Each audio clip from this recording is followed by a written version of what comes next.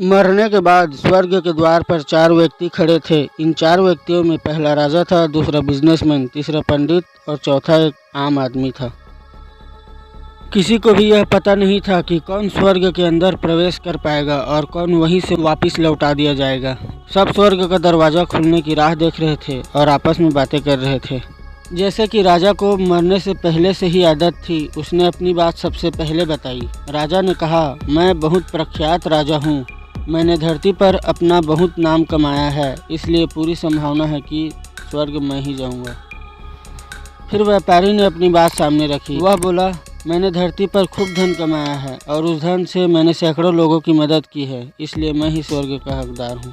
अब बारी थी पंडित की, तो पंडित ने मुंह खोला और सबको यह कहा, चाहे तुम जो भी सोच लो, लेकिन यह बात तो तय है कि स्वर्ग के दरवाजे खुलेंगे तो मेरे लिए ही। सब जानते हैं कि पंडित दिन रात भगवान को याद करते हैं, इसलिए स्वाभाविक है कि स्वर्ग में पंडित का स्वागत किया जाए।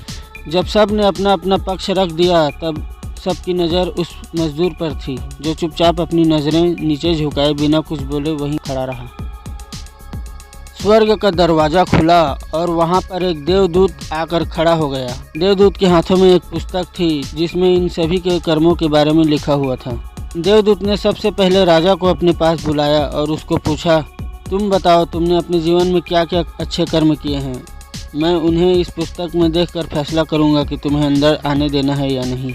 राजा ने कहा, मेरा राज्य जितना बड़ा था उतना ही समृद्ध था और मेरी राज्य के सभी लोग खुशहाल थे। सभी बड़े आनंद से रहते थे। मैंने उन्हें कभी किसी भी चीज़ के लिए कमी नहीं होने दी। यही मेरे अच्छे कर्म हैं।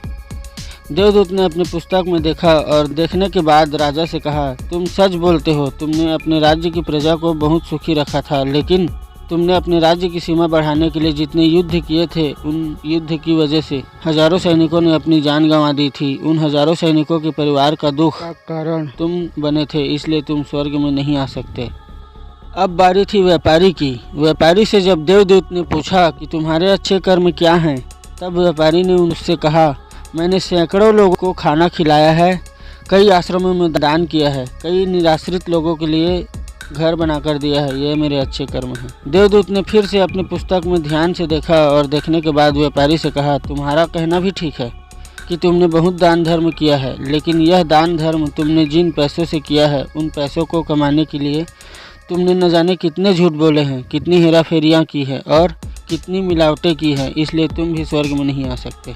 जब पंडित से यही सवाल किया गया तो पंडित ने बड़े ही आत्मविश्वास के साथ कहा, मैंने अनगिनत लोगों को ज्ञान दिया है, हजारों यज्ञ और पूजाएं की है और दिन रात भगवान का जाप किया है। इससे अच्छे कर्म और क्या हो सकते हैं। देवदूत ने अपनी पुस्तक के अंदर झांक कर देखा और पंडित से कहा, आपने जितने भी लोगों को जो भी ज्ञान दिया है, उन बातों पर खुद कभी अमल नहीं किया। आपने यज्ञ पूजा या भगवान का नाम निस्वार्थ भाव से कभी नहीं लिया, इसलिए आपका भी स्वर्ग में आना प्रतिबंधित है।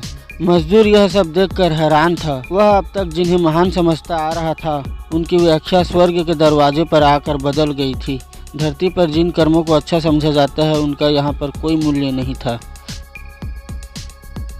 यमदूत ने जब इस मजदूर को अपने पास बुलाया और इससे पहले कि वह उससे उसके अच्छे कर्मों के बारे में पूछता, मजदूर बोल पड़ा, प्रभु, मैं जानता हूँ कि मैं स्वर्ग में आने के लायक नहीं हूँ, लेकिन मैं फिर भी एक बार बाहर से ही स्वर्ग को झांक कर देखना चाहता हूँ। बस इससे ज़्यादा मेरी कोई इच्छा है ही नहीं, क्योंकि ऐसी इच्छा पालने के लिए मैंने जीवन में कुछ किया भी नहीं है।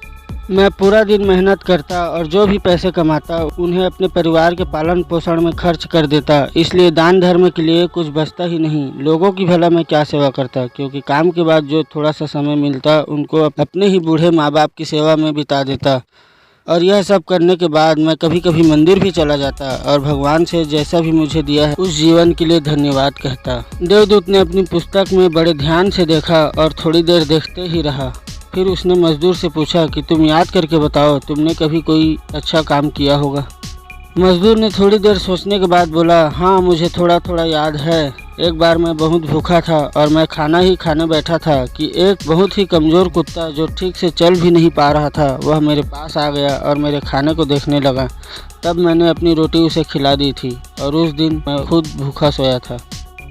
मजदूर की बात सुनने के बाद देवदूत मुस्कुराया और मजदूर को बड़े सम्मान से स्वर्ग के अंदर ले गया। दोस्तों, अच्छे कर्म लोभ मोह माया इन सब भाव में आकर नहीं किए जाते और ना ही उन्हें अच्छे कर्मों की श्रेणी में गिना जाता है।